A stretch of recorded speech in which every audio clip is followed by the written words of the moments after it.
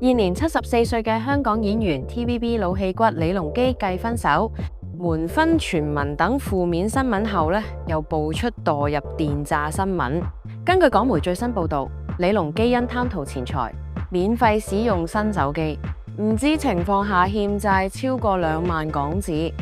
收到欠款簡訊先知道墮入咗電詐騙局。據李龍基透露啦，喺2年前呢，佢收到一通電話嘅，佢電話中嘅人話俾佢聽可以免費領取一部蘋果智慧型手機。咁個李龍基咧一開始佢非常之警惕啦，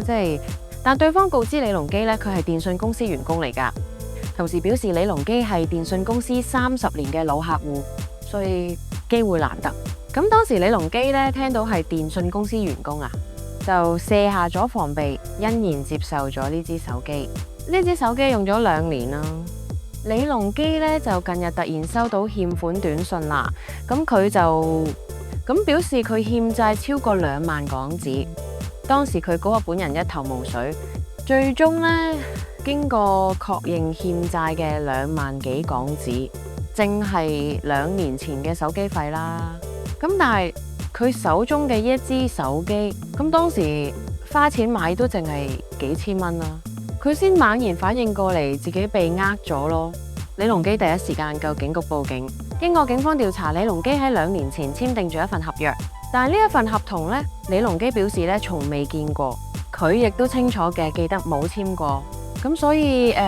李龍基懷疑當時有人冒用佢嘅簽名，恰巧俾佢辦理合約嘅呢位員工，而家已經辭職移民到國外生活啦。咁好明顯，李龍基嘅簽名就係被偷用咗啦，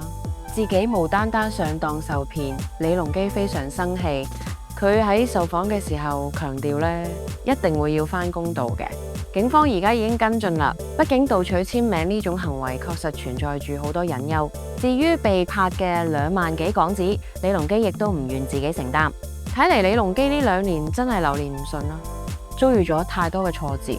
同埋細佢30幾歲嘅未婚妻黃青霞分手嘅，對於佢嘅打擊非常之大。分手之後呢，李龍基對愛情唔再抱持希望啦，坦言只係想安安心心過完呢幾年，